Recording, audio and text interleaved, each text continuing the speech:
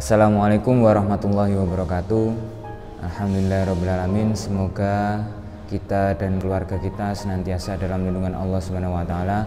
Anak-anakku sekalian, terkait media kita pembelajaran daring, kita akan melanjutkan materi kita untuk pertemuan keempat.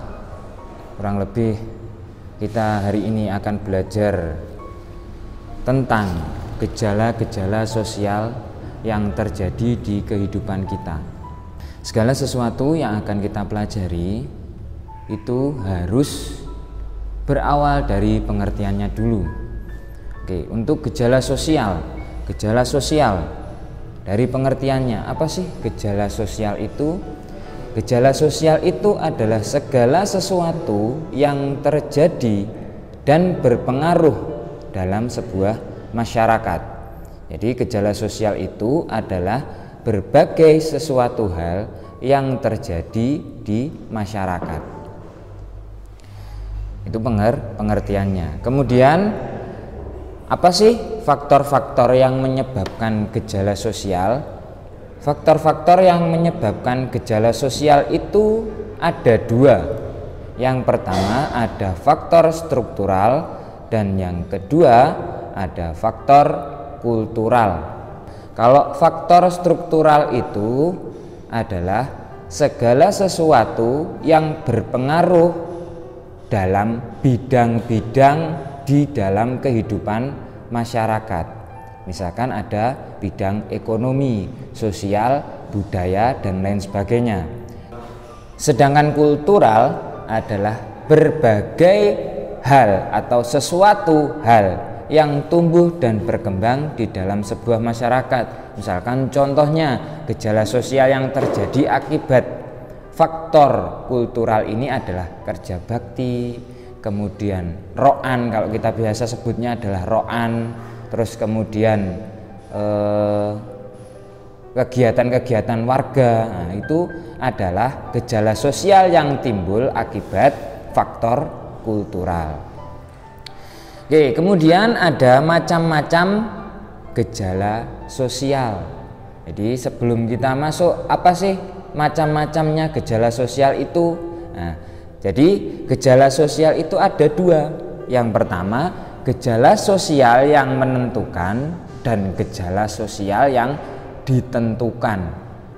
Jadi macam gejala sosial itu ada dua, gejala sosial yang menentukan dan gejala sosial yang ditentukan. Suatu hal yang terjadi di masyarakat itu menentukan perkembangan masyarakat ataukah kemunduran masyarakat itu sendiri.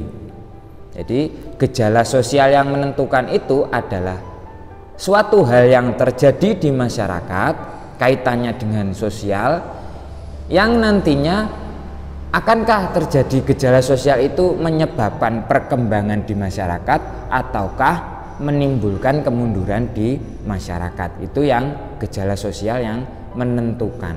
Tapi kalau gejala sosial yang ditentukan adalah gejala sosial yang sengaja diciptakan. Artinya gejala sosial ini sengaja diangkat atau diciptakan supaya masyarakat itu berkembang, supaya masyarakat itu bisa berpikir, supaya masyarakat itu bisa menelaah dan mengambil manfaat dari gejala sosial yang ditimbulkan ini. Oke, jadi seperti itu. Itu kalau dari segi macam gejala sosialnya ada dua. Kemudian dalam pembagian jenis-jenis gejala sosialnya, yang pertama ada gejala sosial di ruang lingkup perekonomian. Gejala sosial yang terjadi di dalam lingkup perekonomian yang berpengaruh kepada sebuah kehidupan masyarakat. Yang pertama contohnya ada kemiskinan, kedua ada pengangguran, ketiga ada pemerataan penduduk. Loh Pak, kenapa kok pemerataan penduduk itu masuk ke dalam gejala sosial di bidang ekonomi? Ya karena hari ini kita lihat banyak sekali angkatan kerja banyak sekali usia kerja atau angkatan kerja, tapi lapangan pekerjaan itu sempit. Nah, ini perlu adanya pemerataan penduduk. Kalau dulu di eranya transmigrasi itu adalah upaya pemerintah pada waktu itu untuk memeratakan jumlah penduduk. Jadi di Pulau Jawa ini penduduknya sudah membludak, sedangkan lapangan pekerjaan itu sudah minim. Jadi bagaimana solusinya pemerintah untuk menanggulangi hal tersebut? Akhirnya muncullah solusi yang namanya transmigrasi. Jadi penduduk di sebuah pulau, di Pulau Jawa, jadi penduduk di Pulau Jawa yang sudah membludak akhirnya dipindahkan ke pulau-pulau yang masih minim penduduknya. Kalau dulu banyak yang ditransmigrasikan di Sumatera, di Kalimantan, seperti itu. Jadi untuk sarana pemerataan penduduk. Kemudian yang kedua ada budaya, gejala sosial di bidang budaya. Nah, gejala sosial di bidang budaya ini lebih kepada menekankan norma-norma yang berlaku di masyarakat. Kenapa toh kok budaya itu kok sangat penting? Karena budaya itu adalah identitas suatu bangsa, identitas suatu bangsa. Banyak sekali fenomena gejala sosial di bidang budaya tersebut, pengaruhnya sangat besar terutama di kalangan remaja. Jadi kalau kita tahu Indonesia itu menganut budaya ketimuran, bukan kebarat-baratan. Tapi karena gejala sosial budaya ini cakupannya luas, hampir seluruh dunia itu mengenal berbagai budaya yang ada di berbagai negara. Nah, itu akhirnya timbul duplikasi. Duplikasi itu artinya begini, kita sering melunturkan budaya kita sendiri. Jadi budaya-budaya Indonesia yang katanya orang Indonesia itu sopan santun, katanya orang Indonesia itu ramah tamah, itu lama-kelamaan menjadi hilang. Lama-kelamaan menjadi hilang, berganti dengan budaya kebarat-baratan tadi. Nah, yang seperti ini itu adalah salah. Jadi harus dipertahankan. Bolehlah kita belajar tentang budaya-budaya di luar sana, kita boleh. Kita memang harus mengenal dan tahu, belajar tentang itu. Tapi jangan sampai kita kehilangan budaya itu, budaya kita sendiri. Kalau sampai kita kehilangan budaya kita sendiri, ya berarti kita adalah bangsa yang telah kehilangan identitas kita sendiri, seperti itu. Terus kemudian dari gejala sosial psikologis, loh kenapa Pak kok gejala sosial psikologis ini berpengaruh kepada kehidupan masyarakat? Logikanya seperti ini. Psikologis itu kaitannya dengan kesehatan mental atau kejiwaan. Jadi bayangkan saja jika ada orang yang dalam tanda kutip sedikit gila atau edan, atau dalam bahasa ilmiahnya disorganisasi kejiwaan. Dia mendirikan komunitas yang menyeleweng. Komunitas-komunitas yang menyeleweng, aliran sesat, sekte sesat, agama baru. Jadi banyak sekali orang-orang yang kalau kalian baca berita, mengaku nabi, mengaku rasul. Nah, ini sangat berpengaruh kepada kehidupan masyarakat. Karena kalau orang yang mengenal, misalkan si orang gila ini tadi, dia mendirikan sebuah aliran sesat. Nah, terus kemudian dia mencari anggota, dan anggotanya ini dari masyarakat yang mengenal agama itu cuma setengah-setengah. Jadi pesan saya, mumpung kita masih muda, mumpung kita masih diberi kesempatan, mari bersama-sama kita dalami agama kita dalami apa yang sudah diajarkan dalam agama kita, supaya kita tidak tersesat dalam hal-hal yang seperti itu. Baik, itu. Lalu kemudian contoh-contoh gejala sosial yang banyak sekali terjadi di masyarakat. Yang pertama ada kemiskinan. Jelas, kemiskinan ini adalah contoh gejala sosial yang sering terjadi di masyarakat dimanapun, di negara manapun. Gejala sosial yang terjadi di masyarakat yang paling sering dan paling banyak terjadi adalah kemiskinan. Nah, kenapa kemiskinan itu termasuk contoh gejala sosial? Karena kemiskinan ini adalah permasalahan yang kompleks, artinya permasalahan yang harus diselesaikan, namun sampai sekarang memang sih banyak sekali solusi terkait menanggulangi kemiskinan ini, tapi kemiskinan ini memang sulit untuk diatasi. Ya, jadi kemiskinan itu adalah gejala sosial yang sangat sering terjadi di masyarakat dimanapun dan di negara manapun. Kemudian yang kedua adalah masalah remaja. Masalah remaja,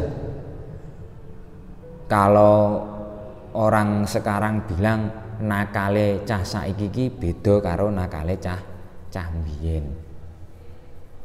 Nah, kalau saya melihat fenomena masalah remaja ini, kenakalan remaja, kalau dulu mungkin angkatan saya nakale ki mek ngerampangi pelem, nyolongi rambutan. Jadi seperti itu. Kenakalannya remaja-remaja sekarang itu kenakalannya cenderung tidak sepele lagi. Pernah dengar berita masih SMP sudah punya anak, masih SMP sudah hamil. Nah, ini adalah kenakalan-kenakalan remaja yang sekarang itu sebuah guyonan yang katakanlah dulu guyonan itu saru, bahasanya saru itu tidak patut untuk dibuat guyonan, sekarang menjadi viral dan tontonan yang populer. Kalau dulu berkata kotor, miso, itu saru, tapi kalau sekarang miso itu dibuat candaan. Nah, yang seperti ini, konten-konten yang seperti ini itu kita harus bisa menyaring. Jadi jangan sampai kita menganggap sebuah kesaruan itu adalah sebuah kewajaran dan sebuah kebiasaan. Dampaknya nanti kita kehilangan budaya kita yang katanya orang Indonesia itu ramah, katanya orang Indonesia itu sopan dan santun. Nah, seperti itu. Kemudian yang ketiga, kejahatan.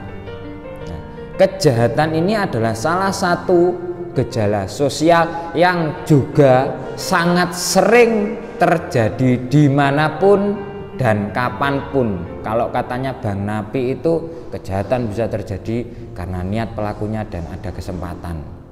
Jadi kejahatan itu di negara manapun dan dimanapun itu pasti terjadi.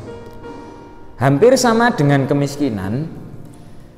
Kalau kejahatan itu adalah dampak dari kemiskinan. Jadi orang yang nun sewu, orang yang miskin, orang yang kekurangan finansial, kemudian dia dihadapkan dengan kebutuhan yang banyak, kebutuhan yang mepet, akhirnya bagaimana caranya untuk mendapatkan uang untuk memenuhi kebutuhan itu?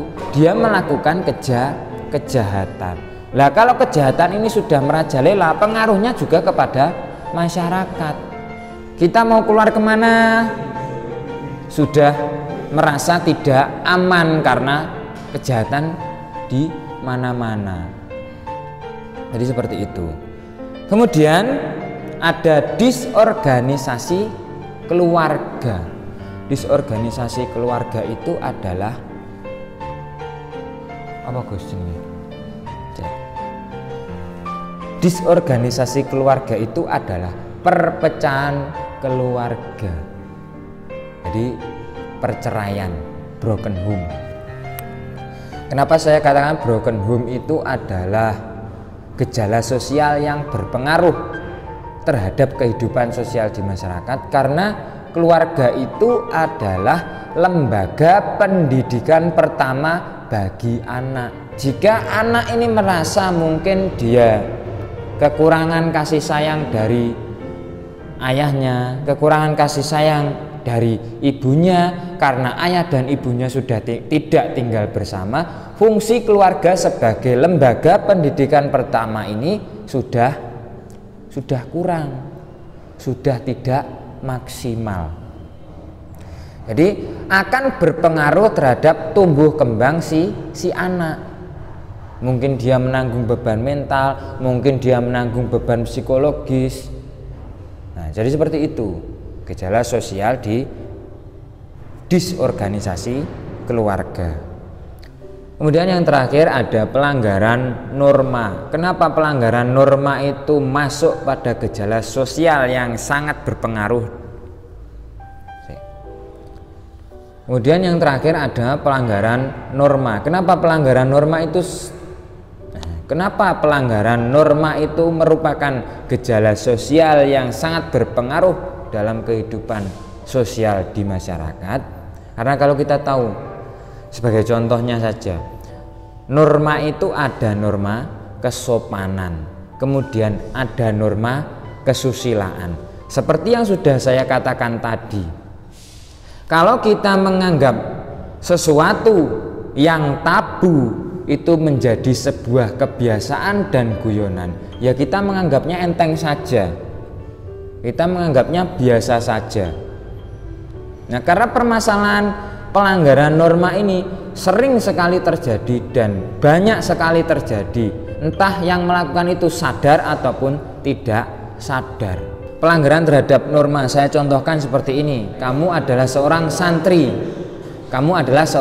santri, kemudian kamu lewat depan dalam, kamu pakai rok mini, kamu pakai kaos singlet, terus petetang-peteteng. Nah, jadi kamu sudah melanggar norma kesopanan. Jadi artinya kamu tidak sesuai dengan tempatmu. Terus kemudian ada norma kesusilaan. Norma kesusilaan itu kalau dulu yang namanya orang berpacaran itu izin, artinya malu. Orang berpacaran kok sampai dilihat orang lain itu malu, wong digojloki saja itu biasanya sudah keringatnya satu jagung-jagung, itu masih digojloki saja. Tapi kalau sekarang dengan santainya diumbar-umbar, diajak jalan-jalan ke sana kemari, ke depan ke belakang, itu sudah biasa. Lah yang seperti ini harus benar-benar kita hindari. Mungkin itu materi sedikit yang bisa saya sampaikan.